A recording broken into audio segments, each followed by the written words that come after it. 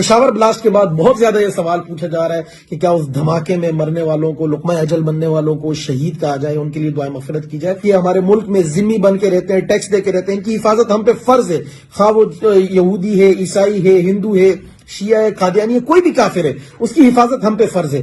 لیکن اس کو اس آڑ میں مسلمان قرار دینا، اس کے لیے دعائیں مغفرت کرنا، یاد رکھیے بدعقیدگی کی کوئی معافی نہیں. ان الشرک لظلم عظیم. شرک پہ اللہ سبحانہ و تعالیٰ پکڑتے ہیں. بدعقیدہ شخص کبھی فلاح نہیں پا سکتا، کبھی جنت کی خوشبو تک نہیں سونگ سکتا، ہمیشہ ہمیشہ ہمیشہ جہنم میں رہے گا. اور یہ لوگ مسلمان تھے، ان کے لیے دعائیں مغفرت کرو، نہیں، یہ شیعہ ہیں، یہ کافر ہیں، ان کے ساتھ زیادتی ہوئی ہے، ان کی حفاظت ہم پر فرض ہے اور ہم ان کی حفاظت کریں گے. یہ لوگ شرارت نہ کریں. اور ہم اس دہشت گردی کے واقعے کی بھرپور مذمت کرتے ہیں، لیکن اس سب کے باوجود شیعہ کو ہم مسلمان نہیں قرار دے سکتے. ہاں وہ مظلوم ہے، زیادتی ہوئی ہے، ہماری ہمدردیاں ان لواحقین کے ساتھ ہیں اور ان کی ہدایت کے لیے ہم ضرور دعا کریں گے کہ اللہ تعالیٰ ان کی نسلوں کو مسلمان کرے. آپ کے سوالات پرچیوں کی شکل میں میرے پاس آ چکے ہیں الحمدللہ. ان پرچیوں کو تو میں انشاءاللہ بعد میں ڈسکس کروں گا. پہلے ایک کرنٹ افیئر کے طور پر ایک سانحہ جو پچھلے ویک میں ہوا، 4 مارچ 2022 کو جمعے کے دن پشاور کے اندر ایک شیعہ کی مسجد میں خودکش حملہ ہوا، جس میں آلموسٹ 70 کے قریب لوگ شہید ہو چکے ہیں اور 200 کے قریب زخمی ہیں. ان میں سے بھی کافی سارے کرٹیکل ہیں. جو لوگ شہید ہوئے اللہ تعالیٰ ان کی مغفرت فرمائے اور ان کے لواحقین کو صبر دے، اس صبر پر اجر عظیم عطا فرمائے. اور جو زخمی ہیں اللہ تبارک و تعالیٰ جلد از جلد انہیں صحت یابی عطا فرمائے، آمین. اسی دن بائی چانس چونکہ ہمارا لائیو کوسچن آنسر سیشن تھا جمعے کے دن، تو اس میں میں نے آلموسٹ 17-18 منٹ اس ٹاپک کو ڈسکس کیا تھا. سٹارٹ میں تو میرا تھا کہ میں چند ایک جملے بول دوں گا، لیکن اللہ تعالیٰ کی طرف سے شرح صدر ہوا تو میں نے تفصیلی گفتگو اس کے اوپر کر دی تھی. اس میں اب مزید کوئی ویلیو ایڈیشن کی ضرورت نہیں ہے. وہ کلپ ہم نے اپلوڈ کر دیا تھا، آپ میں سے اکثر لوگوں نے دیکھ لیا ہوگا. لیکن اس واقعے کے بعد جو ایک بڑی دردناک چیز سامنے آئی ہے وہ فرقہ وارانہ اپروچ ہے.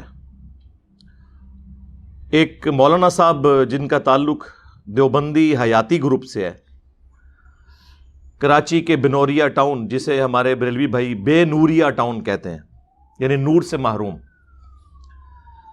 تو یعنی آپ سمجھ لیں دیوبند کا وہ ایک قسم کا گڑھ ہے.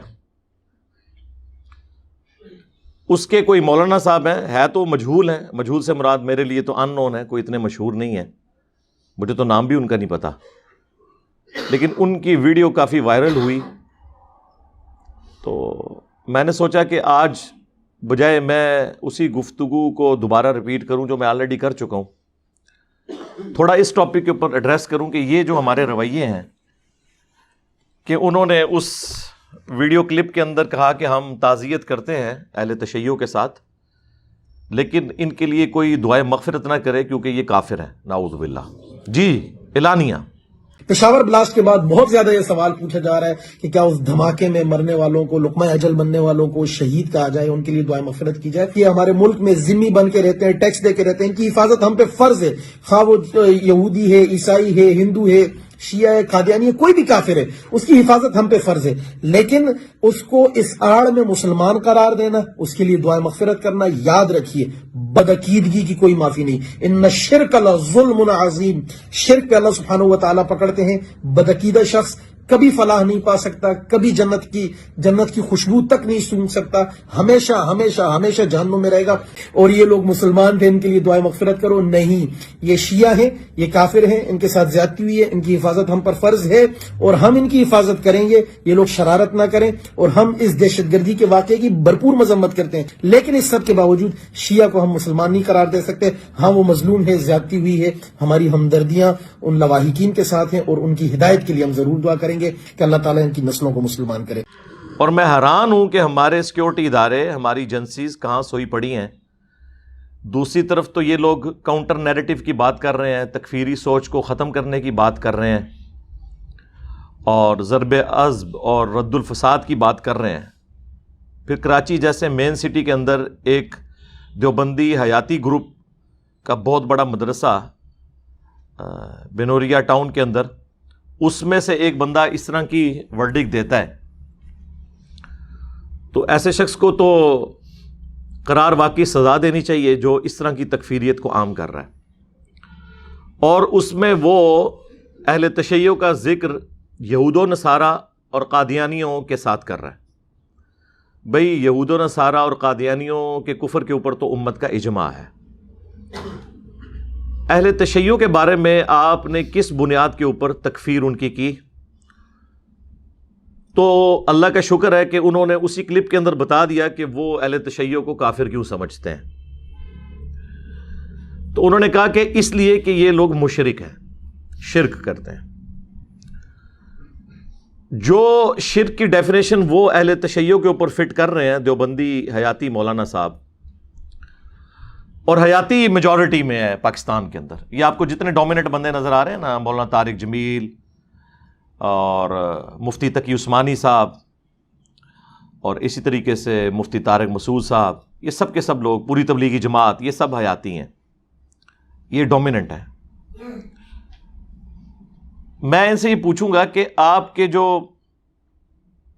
بھائی ہیں، ستیلے نہیں سگے بھائی، بریلوی، کیونکہ باپ ایک ہے نا اسلام میں، اگر باپ ایک ہو تو اولاد سگی شمار ہوتی ہے. یعنی باپ سے مراد روحانی باپ. ایک تو ہمارا روحانی باپ ہے نا جس کی قبر مدینے میں ہے، النبی اولا بالمؤمنین من انفسہم وازواجہ امہاتہم. نبی صلی اللہ علیہ وآلہ وسلم مومنین کی جانوں پر ان سے بڑھ کر حق رکھتے ہیں، اور نبی کی بیویاں امت کی مائیں ہیں.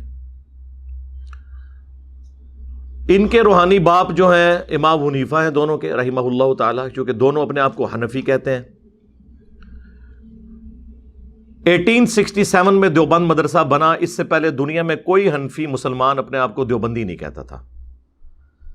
1896 میں منظر الاسلام بریلی کے اندر احمد صاحب بریلوی صاحب نے مدرسہ بنایا. اس سے پہلے دنیا کا کوئی حنفی مسلمان اپنے آپ کو بریلوی نہیں کہتا تھا. اور یہ آپ دیکھ لیں انہی 100-125 سال کے اندر یہ تفریق ہوئی ہے. یہ حنفیوں کے 2 برانڈ سامنے آ گئے ہیں. جس طرح وہ یونیلیور والوں کے 2 برانڈ ہیں نا، لپٹن اور سپریم، اس طرح یہ بھی بریلوی اور دیوبندی 2 برانڈ حنفیوں کے. تو کیا جس عقیدے کی بنیاد پر یہ دیوبندی حیاتی مولانا اہل تشیع کی تکفیر کر رہے ہیں کہ یہ لوگ شرک کرتے ہیں، کیا وہی عقیدے اس سے زیادہ ورسٹ فارم میں بریلویوں کے اندر نہیں پائے جاتے؟ اہل تشیع کا جو اس طرح کا عقیدے کی خرابی والا ایشو ہے وہ مولا علی علیہ السلام کے ساتھ جڑا ہوا ہے، اللہ کے محبوب صلی اللہ علیہ وآلہ وسلم کے ساتھ جڑا ہوا ہے، یا زیادہ سے زیادہ 12 اماموں تک جو پہلے 300 سال میں آتے ہیں، اہل سنت اہل تشیع دونوں کے ہاں وہ قابل احترام ہے. جبکہ اس کے اگینسٹ بریلویوں کا یہ والا عقیدہ دنیا میں ہر اس شخص کے ساتھ جڑا ہوا ہے جس کا مزار آپ بنا دیں، چاہے وہ مزار بننے سے پہلے ننگا پھرتا ہو، نماز پڑھتا ہو، نہ پڑھتا ہو. ایک طرف وہ لوگ ہیں جو چند ہستیوں تک اپنے اس عقیدے کو منسوب کیے ہوئے ہیں، اور ایک طرف وہ گروہ ہے جو لاکھوں بابوں کے ساتھ سیم وہی شرکی عقیدے منسوب کیے ہوئے ہیں. تو یہ جرت کر کے بریلیوں کے بارے میں بھی وہی بات کرتا نا، ان کو تو مسلمان کے طور پہ ٹریٹ کر رہا ہے لیکن سنگل آؤٹ کر رہا ہے شیعہ کو. جس طرح میں نے کہا کہ ختم نبوت کے اوپر فیشن بن گیا ہے کہ سنگل آؤٹ کیا جاتا ہے صرف قادیانیوں کو، حالانکہ ختم نبوت کے اوپر ڈاکہ اور لوگوں نے بھی مارا ہے. جن لوگوں نے لا الہ الا اللہ چشتی رسول اللہ نعوذ باللہ من ذالک یہ پڑھوایا ہے، اپنی کتابوں میں چھاپا ہے، یا لا الہ الا اللہ اشرف علی رسول اللہ، اور اللہم صلی علی سیدنا و نبینا اشرف علی نعوذ باللہ. اس کلمہ پڑھنے والے کو جو پہلے خواب میں پڑھ رہا تھا، پھر بیداری میں بھی پڑھتا رہا، اور خط لکھا اشرف تھانوی صاحب کو، تو انہوں نے بھی انڈورس کر دیا کہ اس میں تو بڑی تسلی ہے. یہ تو بڑا روحانی واقعہ تیرے ساتھ. اس میں الفاظ ہیں واقع میں تسلی ہے کہ تیرا پیر متبع سنت ہے, یعنی تم میری طرف جو رجوع لا رہے ہو نا, میرے سنت میں ہونے کی دلیل ہے کہ تم نے میرے نام کا کلمہ خواب میں بھی اور بیداری میں بھی پڑھا. اکثر لوگ کہتے ہیں یہ شریف تھانوی صاحب کا کیا قصور ہے جی, انہوں نے تو نہیں پڑھوایا, ان کے مریدین نے نہیں کبھی پڑھا, نہ انہوں نے کبھی ترغیب دلائی, تو ان کا کیا قصور ہے, اور اس بندے کا کیا قصور ہے جس نے کہا کہ میں نہ چاہتے ہوئے میری زبان سے ایسے الفاظ نکل رہے ہیں. تو ہم کہتے ہیں کہ آپ کے دماغ کا قصور ہے. وہ بندہ, چلیں اسے بینیفٹ آف ڈاؤٹ آپ دے دیں کہ اس کا ذہنی توازن نہیں رہا. ظاہر ہے کہ جب وہ بزرگوں کے ساتھ نسبت کسی کی ہو جائے تو ذہنی توازن تو بگڑنے کے چانس ہے نا, وہ ہو گئے. ہم بابی کو نہیں کہہ رہے, بابے کو کہہ رہے ہیں کہ بابا تو پاگل نہیں تھا. مجھے اگر کوئی اس طرح کا خط لکھے کہ میں خواب میں آپ کے نام کا کلمہ پڑھ رہا ہوں اور بیداری میں بھی میری زبان پہ آپ کے نام کا کلمہ جاری ہے, تو میں کیا کہوں گا, بڑی تسلی ہے, تو حق تک پہنچ گیا. آپ میں سے کوئی شخص یہ کرے گا؟ یعنی کامن سینس میں نہیں کسی کے اندر موجود. اور جو انڈورس کر رہا ہے گویا کہ پھر اس کو صحیح مان رہا ہے. وہ کیا حضرت ابو بکر, عمر, عثمان علی رضی اللہ عنہم اجمعین وعلیہم السلام اجمعین کے مبارک زمانے میں جب لوگ مسلمان ہوتے تھے تو پہلے ان کے خواب میں خلفائے راشدین کے کلمے آتے تھے, اور پھر وہ ان کو خطوط لکھتے تھے, اور پھر آگے سے خلفائے راشدین کہتے تھے اس واقعے میں تسلی ہے تیرے لیے, خواب اور بیداری میں جو نہ چاہتے ہوئے تیری زبان کے اوپر جاری ہوا, اس کا مطلب ہے کہ ہم خلفائے راشدین ہیں, ہم متبع سنت ہیں. وہ تو کہہ بھی سکتے تھے علیکم بسنتی وسنت الخلفاء الراشدین المہدیین. جامعہ ترمذی میں, سنن ابی داؤد میں, مشکات کے اندر بھی حدیث موجود ہے کہ تم پر میری سنت اور میرے خلفائے راشدین ہدایت یافتہ کی سنت لازم ہے. تو انہوں نے تو کبھی اس طرح انڈورس نہیں کیا. اور پھر اپنے بابوں کو بچانے کے لیے کس لیول پہ, وہ کہتے ہیں نہیں, وہ ایک حدیث ہے نا مسلم شریف میں جو اللہ کے نبی علیہ السلام نے ایک توبہ کرنے والے شخص کی مثال بیان کی ہے. ایک مثال اس کو بھی آؤٹ آف کانٹیکسٹ پیش کر کے اپنا بابا بچا رہے ہیں. بابا بچاؤ مہم. وہ واقعہ تو بالکل ڈیفرنٹ تھا کہ نبی علیہ السلام نے کہا کہ جب کوئی شخص توبہ کرتا ہے نا تو اس کی خوشی کی مثال جو اللہ کو ہوتی ہے اس کے توبہ کرنے پہ, اس شخص کی مانند ہے کہ جو کسی ریگستانی سفر میں اکیلا ہو, اس کا سارا ساز و سامان اس کے اونٹ پہ لدا ہوا ہو, اسے ہلکی سی اونگ آئے اور اس کا اونٹ وہاں سے غائب ہو جائے. اب ریگستان میں اونٹ غائب تو موت ہے سامنے, کیونکہ پانی آپ کو قریب ملنا نہیں ہے, اور کتنا سفر آپ پیدل کر لیں گے. تو وہ بیٹھ کے اپنی موت کا انتظار کرنا شروع کر دے, اور اچانک اس کا اونٹ اس کے سامنے آ جائے, اور اس خوشی کے عالم میں اس کی زبان سے یہ الفاظ نکلیں. کہنا تو وہ یہ چاہے کہ اے اللہ تو میرا رب, میں تیرا بندہ, لیکن اس کی زبان سے نکل جائے اے اللہ تو میرا بندہ, میں تیرا رب. تو وہ کہتے ہیں دیکھیں یہاں پہ بالکل کلمات کفر اس نے بولے ہیں, اور اللہ کے نبی علیہ السلام نے اس پہ کوئی فتویٰ نہیں لگایا. اللہ کے نبی علیہ السلام نے آگے فتویٰ لگا دیا ہے. آگے الفاظ ہیں من شدت الفرح, خوشی کے جذبات کی وجہ سے اس کی زبان لڑکھڑائی ہے. زبان لڑکھڑانا اور چیز ہوتا ہے. اس کے بعد حضور نے یہ تو نہیں کہا کہ اس نے مجھے خط لکھا اور میں نے کہا ہاں جو تو عقیدہ بیان کر رہا ہے نا کہ اللہ تیرا بندہ ہے اور تو رب ہے, یہ بالکل ٹھیک ہے, اس واقعے میں تسلی تھی تیرے لیے کہ واقعی تو ٹھیک کام کر رہا ہے. یہ تو ہم سے بھی کئی بار ہو جاتا ہے کہ زبان سے ایسے الفاظ نکل جاتے ہیں, کہنا کچھ اور چاہ رہا ہوتا ہے. اس واقعے کو اس کے ساتھ جوڑ دیا, اور وہ بھی ایک دفعہ زبان لڑکھڑائی, اور وہ لڑکھڑانا ہے. یہاں تو میرے بھائی 100 سال سے آپ چھاپ رہے ہیں اس کو. وہ لڑکھڑائی ہوئی کا آپ دفاع کر رہے ہیں, اور لڑکھڑائی بھی نہیں ہوئی ہے. لڑکھڑائی تو چلے بابی کی تھی نا, بابے کی تو نہیں لڑکھڑائی تھی نا. بابا تو اپنے ہوش میں بیٹھا تھا نا کہ بابا بھی ٹون سی, ٹون والا نہیں اور ٹنی والا. ایک ہوتا ہے نا پڑھ پڑھا کے سنی, وہ تو سننی ہے. ایک ہوتا ہے بغیر پڑھے پڑھائے سنی, سن یعنی سن والا سنی, جنہوں میں ٹونی کہنا. تو ہم تو بابی کو کہہ رہے ہیں اور بابے کو کہہ رہے ہیں. آپ فالورز ان کا دفاع کر رہے ہیں, آپ خود بخود اپنے آپ کو اسی کیٹیگری میں فال کر رہے ہیں. شیعہ تو علی ولی اللہ کلمے میں ایڈ کرتے ہیں سلوگن کے طور پر, وہ بھی نماز کے اندر نہیں, عام حالت میں، جس کو آپ زیادہ سے زیادہ اس ایڈیشن کو بدعت کہہ سکتے ہیں، جس طرح ہمارے بریلوی بھائی اذان کے ساتھ درود شریف شروع میں ایڈ کر دیتے ہیں۔ درود شریف تو خود اچھا کام ہے، علی ولی اللہ کہنا اچھا کام ہے، ہم تو ابو بکر کو ولی اللہ مانتے ہیں، عمر کو ولی اللہ مانتے ہیں، عثمان کو ولی اللہ مانتے ہیں، علی کو ولی اللہ مانتے ہیں۔ اگر ان کے نانگے پیر ولی اللہ ہیں تو صحابہ کرام اور اہل بیت کیوں نہیں ولی اللہ؟ لیکن ہم کہتے ہیں کلمے میں آپ ایڈ نہ کریں، اور اس ایڈیشن کو کفر نہیں کہا جاتا، کیونکہ یہ کفر اس وقت ہوگا جب وہ کہیں علی نبی اللہ، وہ تو کوئی نہیں کہتا۔ لیکن سر آپ کے بابوں نے اشرف علی رسول اللہ کو انڈورس کیا ہے، آپ کے بابوں نے چشتی رسول اللہ پڑھوایا ہے۔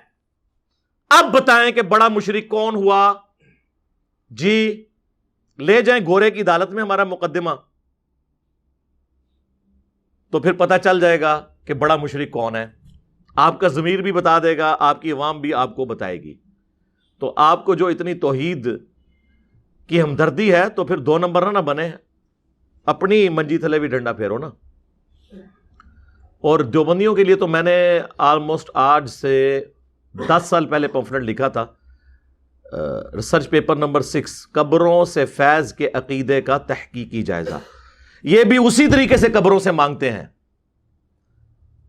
جس طریقے سے اہل تشیع اور بریلویوں کے عقیدے ہیں، لیکن یہ چھپے ہوئے ہیں، ہم نے انہیں ایکسپوز کیا ہے، اور انہوں نے تو ریٹن میں اپنے عقائد کے اوپر کتاب لکھ دی ہے، المہند علی المفند، حسام الحنمین کے جواب میں۔ اس میں انہوں نے لکھا ہے کہ ہم بزرگوں کی قبروں اور ان کے سینوں سے فیض لینے کے قائل ہیں، مگر اس طریقے سے جو خواص کو معلوم ہے، نہ کہ اس طریقے سے جو عوام میں رائج ہے۔ کیسی ڈپلومیٹک سٹیٹمنٹ ہے۔ تسی کہندے ہو کہ سیاستدان، سر مولوی جڈا بڑا سیاستدان ہے نا، چھڑ دو۔ اس سٹیٹمنٹ کا مطلب پتہ کیا ہے؟ کہ اگر کوئی موحد جا کے پوچھ لے کہ جناب آپ قبروں سے اور سینوں سے فیض لیتے ہیں، آپ میں اور آپ کے وہ جو دوسرے برانڈ والے بھائی ہیں بریلوی، ان میں کیا فرق ہے؟ تو وہ کہیں گے دیکھیں ہم نے لکھا ہے کہ جو عوام میں رائج ہے ہم اس طریقے سے جائز نہیں سمجھتے۔ اور اگر کوئی کہہ دے کہ جی آپ نے لکھا ہے کہ ہم اس کو جائز نہیں سمجھتے جو عوام کے طریقے سے، وہ کہیں گے پیچھے سے پڑھیں، پیچھے ہم نے لکھا ہے کہ ہم جائز سمجھتے ہیں بزرگوں کی قبروں اور سینوں سے فیض کو، ہم اولیاء اللہ کے ماننے والے ہیں، ہم بابوں کے ماننے والے ہیں۔ یعنی دونوں پارٹیوں کو خوش کر لیا۔ منافقت اسی کو ہی تو کہتے ہیں۔ تو میں نے اس کے اوپر ان کی کتابوں سے واقعات لکھے تھے کہ ان کے بابے، ان کے ماننے والے انہی بابوں کی قبروں سے، اور یہ بابے خود بھی مانگا کرتے تھے۔ آج 10 سال ہو گئے ہیں جس پمفلٹ کو لکھے ہوئے۔ الیاس گھمن صاحب حفظہ اللہ تعالی جیلم آئے، ان کے ہاتھ میں پمفلٹ دیا کہ جواب دیں، انہوں نے سائڈ پہ کر دیا۔ انہیں پتا تھا میں نے اگر اس کا جواب دیا نا تو یہ لپٹن اور سپریم یونیلیور کے 2 برانڈ جو ہیں، یعنی حنفی بریلوی اور حنفی دیوبندی، یہ تو پھر برانڈ ختم ہو جائیں گے، پھر تو دونوں ایک ہی ہو جائیں گے۔ چلیں اب کوئی دے دے جواب اس کا، یہ نہ جواب دیا کہ سامنے بٹھاؤ، بھائی سامنے بٹھا کے کیا کر رہا ہے؟ میری شکل رکھ لو سامنے۔ میری شکل دیکھنے سے اگر آپ کے دماغ پہ کوئی علم کی آمد ہوتی ہے تو میں کوئی HD تصویر آپ کو بھجوا دیتا ہوں، سامنے رکھ لیں، بھائی اپنی عوام کو جواب دیں۔ اس میں ہم نے پھر واقعات بتایا کہ یہ بھی اسی طریقے سے مانگتے ہیں۔ تو اب میں اس دیوبندی حیاتی مولانا بنوریا ٹاؤن والے سے کہوں گا کہ تم جن عقیدوں پہ شیعہ کو کہہ رہے ہو کہ یہ کافر ہیں شرک کی وجہ سے، یہ عقیدے تو تمہارے بزرگوں کے بھی ہیں، بولو ان کے اوپر بھی، پھر پتہ چلے گا تمہیں توحید سے کتنی ہمدردی ہے۔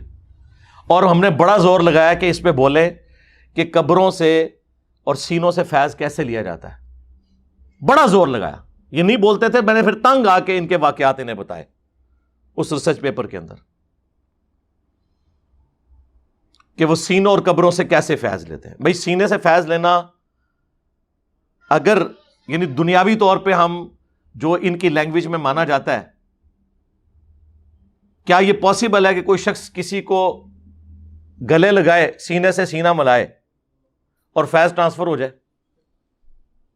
یہ پاسبل ہے؟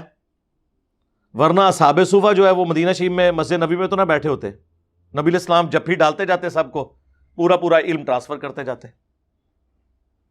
اور اگر سینے سے فیض لینے کا مراد کوئی یہ سمجھ رہا ہے کہ ان کی صحبت میں بیٹھ کے ان کے علم سے استفادہ کرنا، تو اس کو سینے سے فیض نہیں کہا جاتا، اس کو کہا جاتا ہے ان کے علم سے صحبت سے فیض. کیونکہ وہ صوفیاء کے اوپر ڈسکشن کر رہے ہیں. اس وقت کے صوفی جو عرب کے علماء ہیں حسام الارمین کے مقابلے پر، وہ بتانا چاہ رہے تھے کہ ہم بھی صوفی ہیں، وہابی نہیں ہیں. المحند کا پورا مقدمہ یہ ہے کہ وہابی گمراہ ہیں اور ہم وہابی نہیں ہیں، اصل سنی ہم ہیں، بریلوی نہیں ہیں. اسی لیے انہوں نے محمد بن عبد الوہاب صاحب اور ان کی پوری جماعت کو خوارج کی جماعت اس میں ڈکلیئر کیا ہے. احمد صاحب بریلوی ان کی پوری جماعت کو شیطانی لشکر ڈکلیئر کیا اس میں. تو تکفیر کر دی نا. کہا جیسا کہ شیاطین حملہ آور ہوتے تھے انبیاء پر، ہم علماء دیوبند رضی اللہ عنہم پر یہ لوگ حملہ آور ہوئے ہیں. 14ویں صدی کے مولویوں کو رضی اللہ عنہم لکھا. تو ہم ان سے کہتے تھے بتاؤ یہ. اب ان کے پاس جواب تو نہیں تھا کہ سینے سے فیض کیسے ہے. پھر ہم نے کیا کہا؟ صبر کرو، رکو ذرا، ہم ہی بتا دیتے ہیں. تو پھر ہم نے بتایا کہ آپ کے اشرف علی تھانوی، جنہوں نے اس کلمہ اشرف علی رسول اللہ کو انڈورس کیا تھا، جنہیں آپ حکیم الامت کہتے ہیں اور بریلوی مریض الامت کہتے ہیں،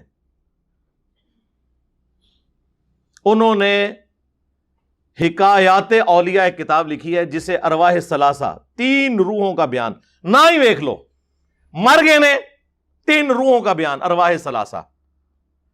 اس کتاب میں انہوں نے لکھا کہ بانی مدرسہ دیوبند مولانا قاسم نانوتوی مرنے کے 6 سال کے بعد قبر سے نکلے، خواب میں نہیں، بیداری میں، فزیکلی، اور دیوبند کے 2 مولویوں کی صلح کروائی اور پھر قبر میں واپس چلے گئے. اور جس مولوی کو ملنے کے لیے آئے تھے، سخت سردیوں میں بھی اس کا جو لحاف تھا وہ پسینے سے شرابور تھا، اتنا پسینہ نکل آیا. ہو سکتا ہے کچھ اور بھی نکلا ہو، ظاہر ہے مردہ قبر سے نکل کے آ جائے تو پھر. اور پھر لوگوں نے کہا حضرت آپ کی کیا حالت؟ انہوں نے کہا ابھی ابھی مولانا نانوتوی آئے تھے.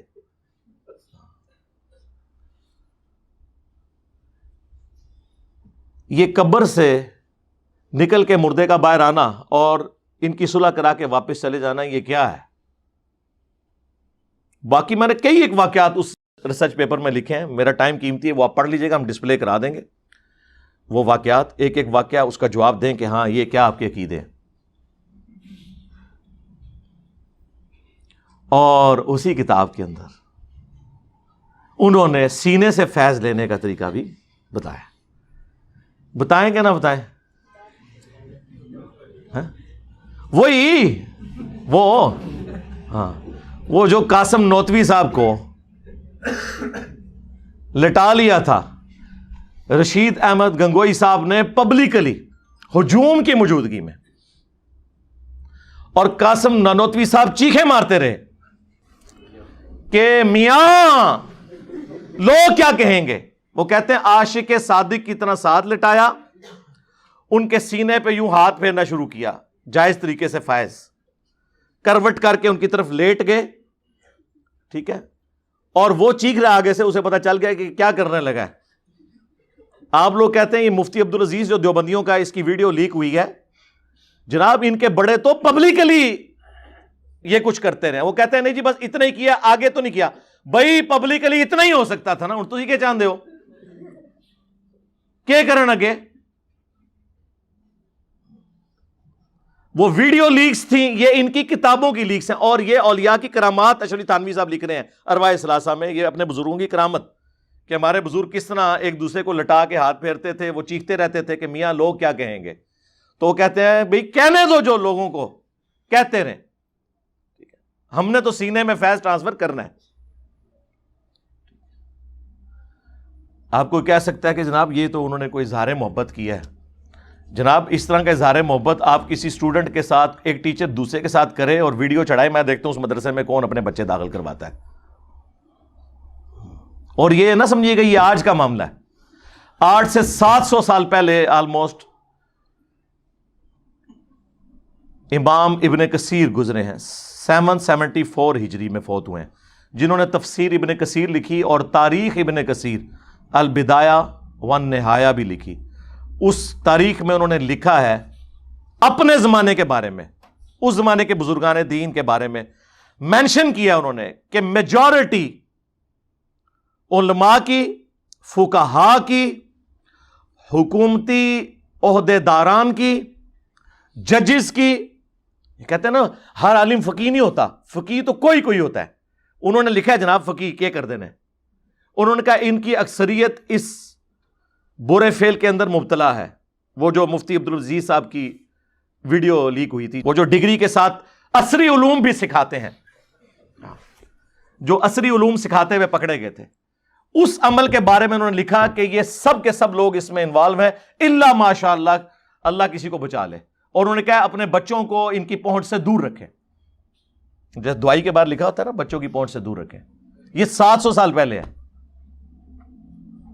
یہاں آپ نے دیکھ لیا انہوں نے پبلکلی کیا ہے.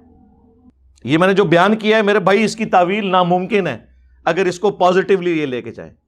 کیونکہ تذکرۃ الرشید کتاب کے اندر رشید احمد گنگوئی صاحب کے بارے میں نقل کیا گیا کہ انہوں نے خواب میں دیکھا کہ وہی مولانا جن کو انہوں نے پبلکلی سینے پہ ہاتھ پھیرا تھا ساتھ لٹا کے، وہ دلہن کی شکل میں آئے ہیں خواب میں. اچھا یہ خواب ہے جی، خواب ہے. پوری دیہڑی جو کچھ سوچو گے وہی کچھ ہی ہوئے گا نا خواب ہی. ہاں بخاری مسلم کی حدیث ہے، یا خواب اللہ کی طرف سے ہے، یا شیطان کی طرف سے ہے، اور یا پھر نفسانی خواہشات ان کی طرف سے. یہ 3 ہی کیٹاگریز ہیں. تو اللہ کا خواب تو یہ نہیں ہے. ٹھیک ہے، شیطان کا بھی کہیں گے تو کہیں گے ہمارے بزرگوں کو شیطان کہہ دیا، چلیں ہم نہیں کہتے. تیسری کیٹیگری تو مانیں گے، وہ تو ہم نے دیکھ لیا کہ ان کی نفسانی خواہشات کیا تھیں. خواب میں انہوں نے دیکھا کہ قاسم نانوتوی صاحب دلہن کی شکل میں آئے ہیں، یعنی وہ دلہن کی شکل میں ان کے پاس آئے ہیں، اور پھر کہتے ہیں کہ جس طرح ایک مرد کو عورت کو مرد سے نفع پہنچتا ہے وہ بھی پہنچا. ٹھیک ہے. اور اس کی پھر انہوں نے آگے تشریح بیان کی ہے کہ اس خواب میں اشارہ تھا کہ قاسم نانوتوی صاحب نے رشید احمد گنگوئی صاحب کے جو شاگرد ہیں نا ان کی انہوں نے روحانی تربیت کرنی تھی نا بعد میں، یعنی جس طرح انہوں نے ان کی تو وہ اس خواب میں یہ بشارت تھی. ہر پٹھے خواب بشارت کٹ لیندے نے. اس کا مطلب ہے آپ جو کچھ مرضی دیکھ لیں، انہوں نے اس میں سے کچھ نہ کچھ پوائنٹ نکال لینا ہے. ہم کہتے ہیں ٹھیک ہے، بس آپ اپنی عوام کو یہ بتائیں کہ آپ کے بزرگوں کی یہ کرامات ہیں، ورنہ ہم تو بتا ہی رہے ہیں. آپ کا بتانا 2-4 ہزار لوگوں تک پہنچے گا، ہمارا بتانا ملینز آف پیپلز تک پہنچتا ہے. تو اللہ کا شکر ہے یہ ہم خدمت کر رہے ہیں. آپ کے بزرگوں کی کتابوں میں لکھے ہوئے واقعات ہم عوام کو بتا رہے ہیں. یہ ہم نے خود تو نہیں لکھے، آپ کے بزرگوں کی کرامات لوگوں کو بتا رہے ہیں نا.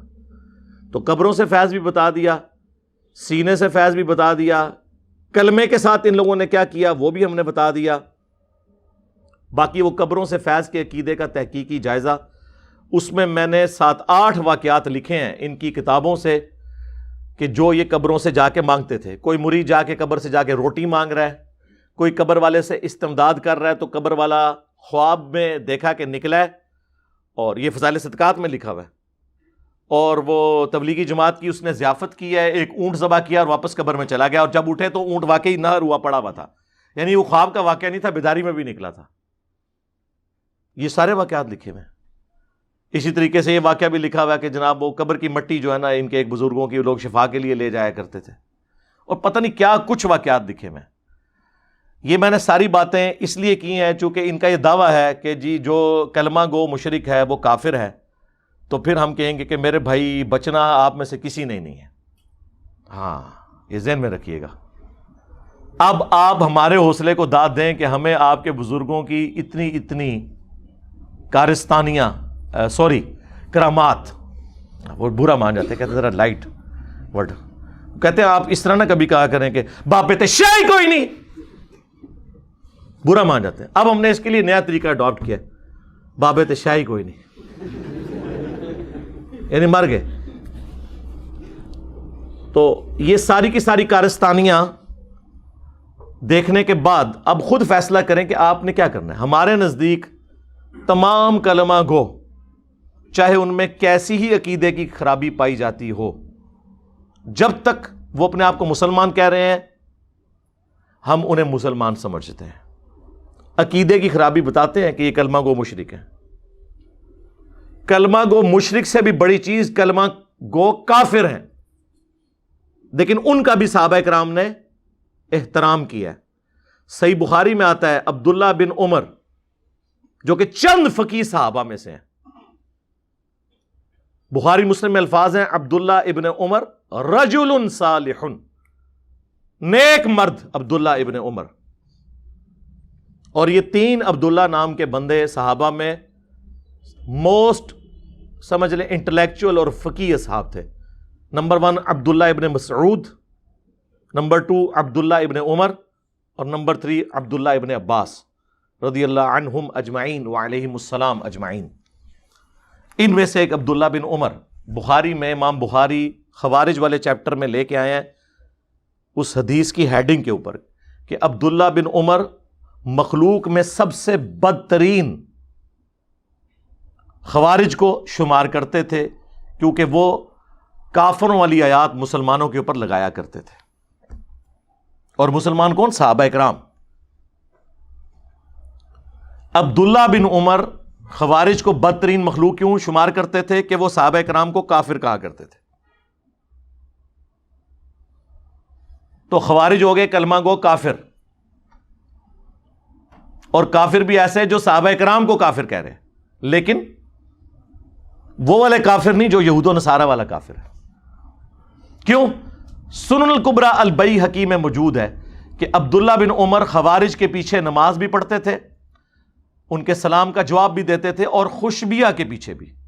خوشبیہ کہتے ہیں مختار سقفی کے ماننے والوں کو، لہٰذا یہ جو انہوں نے ڈھکوسلا مچایا نا کہ مختار سقفی نے جو ہے وہ دعوی نبوت کیا تھا، وہ تو فارغ ہو گیا۔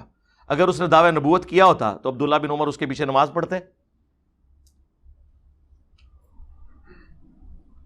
چونکہ قاتلین حسین کو کیفر کردار تک پہنچایا تھا نا مختار سقفی نے، تو انہوں نے پھر اس سے بدلہ اتارا، اس طرح کا جھوٹا بلیم لگا کے اس کے اوپر۔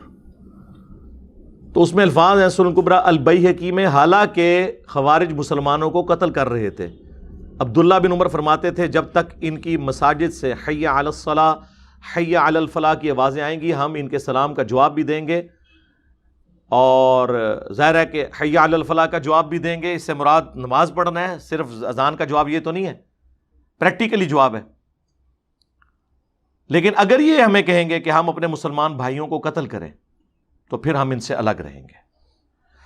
تو وہی عبداللہ بن عمر جن کے بارے میں بخاری میں آیا وہ کہتے ہیں کہ خوارج بدترین مخلوق ہیں، انہی کے بارے میں سنن کبریٰ البیہقی میں آیا وہ ان کے پیچھے نمازیں پڑھتے ہیں۔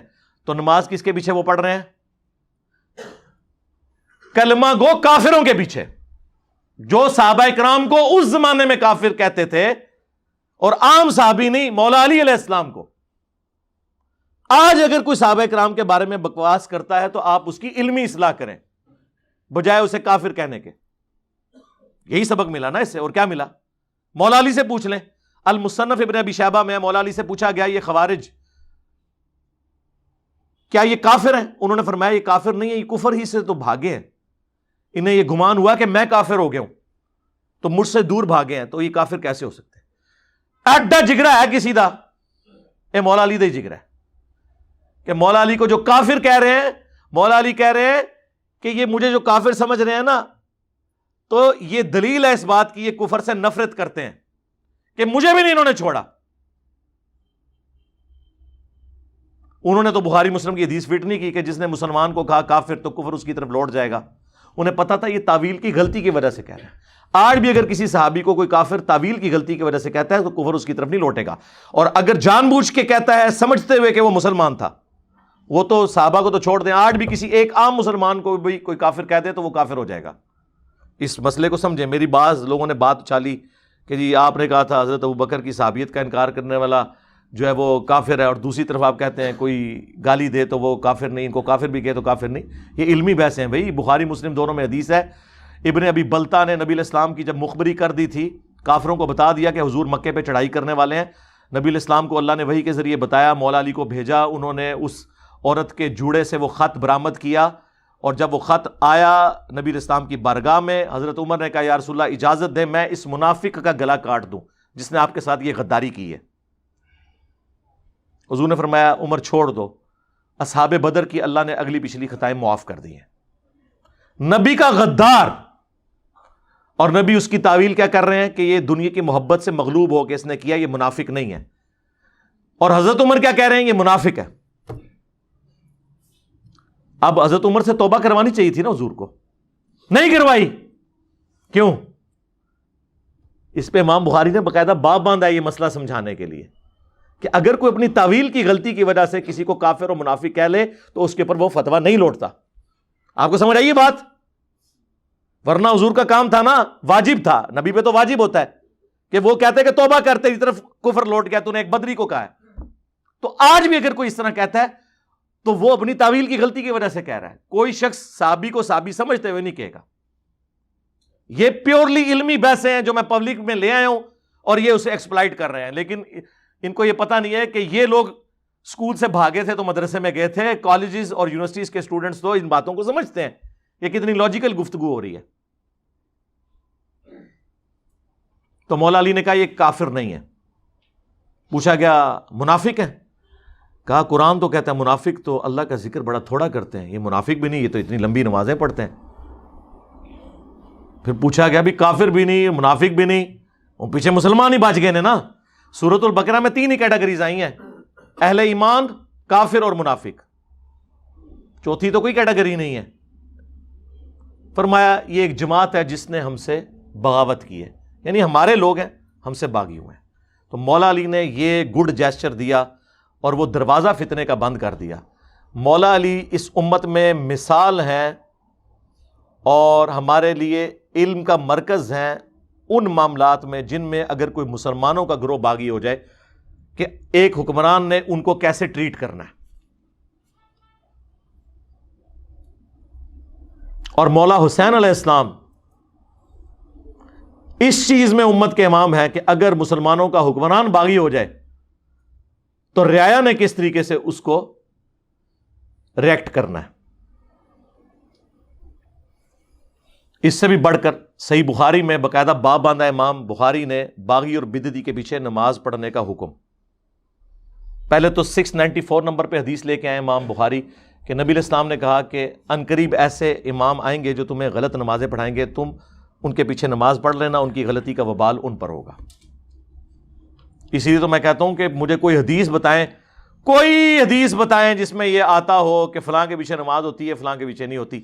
یہ ٹاپک سے آپ کو احادیث خالی نظر آئیں گی، صحابہ کرام کے فتوے نظر آئیں گے، وہ بھی نماز پڑھنے کے حق میں خلاف کوئی بھی نہیں نظر آئے گا۔ یہ سارے مولویوں کے لکھے ہوئے فتوے ہیں۔ اور 695 پہ جس پہ باب باندھا امام بخاری نے کہ باغی اور بدعتی کے پیچھے نماز پڑھنا درست ہے، حضرت عثمان ابن عفان رضی اللہ تعالیٰ عنہ خلیفہ راشد ان کا فتویٰ لے کے آئے کہ جب انہیں بلوائیوں نے محصور کر دیا، ایک صحابی کہتے ہیں میں حاضر ہوا کہ حضرت ہمارے امام تو آپ ہیں، یعنی حکمران بھی آپ ہیں، اور مسجد نبوی کی امامت بھی حکمران کرواتا تھا، مسجد پر فتنے کے امام کا قبضہ ہے، ہمیں خطرہ ہے کہ اس کے پیچھے نماز پڑھی تو ہم گناہ میں مبتلا نہ ہو جائیں، آپ بتائیں آپ ہمیں کیا حکم دیتے ہیں کہ ہم گھر میں نماز پڑھ رہے ہیں یا اس کے پیچھے پڑھیں؟ تو حضرت عثمان نے کہا کہ نیکی کے کاموں میں ان کا ساتھ دو، کیونکہ مسلمانوں میں اجتماعی نیکی کا کام ایک باجماعت نماز ہی تو ہے، نیکی کے کاموں میں ان کا ساتھ دو اور برائی میں ان سے الگ رہو۔ اس سے امام بخاری نے رزلٹ نکالا کہ خلیفہ راشد نے ہمیں یہ کہا ہے کہ باغی اور بدعتی کے پیچھے نماز پڑھنا درست ہے، اور دیوبندی اور بریلوی اور اہل حدیث جو آپ کو دھوکہ دیتے تھے نا کہ وہ یہودی مارنے کے لیے آئے تھے، تو اس کا مطلب ہے حضرت عثمان یہ بھی سمجھتے تھے کہ یہودی جو ان کے نزدیک یہودی تھے ان کے پیچھے نماز پڑھنا درست ہے۔ ہوں دسو کیا کرو گے؟ ماننا پڑے گا کہ مسلمان تھے، ہاں اہل بدعت تھے، خلیفہ راشد کے خلاف انہوں نے بغاوت کی، سب کچھ تھے، لیکن خلیفہ راشد کا آپ ٹیمپرامنٹ دیکھیں کیا ہے، وہ کہہ رہے ہیں نماز ان کے پیچھے ہو جائے گی، یعنی وہ کہتے تھے مجھ سے اختلاف کرنے کا مطلب یہ تو نہیں ہے کہ اسلام سے نکل گئے، نماز ان کے پیچھے ہوگی۔ اس کے بعد کوئی ہمیں لا کے کہے کہ جی وہ فلانے امام نے یہ کہا کہ فلانے کے پیچھے نماز نہیں ہوتی، وہ اپنے مامیاں دے فتوے اپنے کول رکھو، مامو پارٹی سانو نہ کوئی فتویٰ دسو، ہم فتویٰ آپ کو بتا رہے ہیں عبداللہ بن عمر کا، اس سے بڑھ کر مولا علی کا اور حضرت عثمان کا، تو اڈے بابے تے امام تے شے ہی کوئی نہیں، سوری شہ ہی کوئی نہیں ان کے مقابلے پہ، ہم تو شہ ہی کوئی نہیں. ویسے اسی بھی بڑی شہ ہاں اور تھوڑے بابیاں دے مقابلے سے ہاں کہانی کرا کے گئے سن. تو یہ ساری کی ساری چیزیں ہیں، یہ وہ دین ہے جو کتابوں میں ہے. اس لیے ہم کہتے ہیں کہ مرنے سے پہلے اے مسلمان کر لے اس پہ غور، کتابوں کا خدا اور ہے، بابوں کا خدا اور. یعنی بابے بھی اسی خدا کو مانتے ہیں لیکن ان کوالٹیز کے ساتھ نہیں جو وحی میں آئی ہیں. اور جب تو یہ غور کرے گا تو تیرے اندر سے آواز اٹھے گی کیا کہ نہ میں وابی نہ میں بابی، میں ہوں مسلم علمی کتابیں.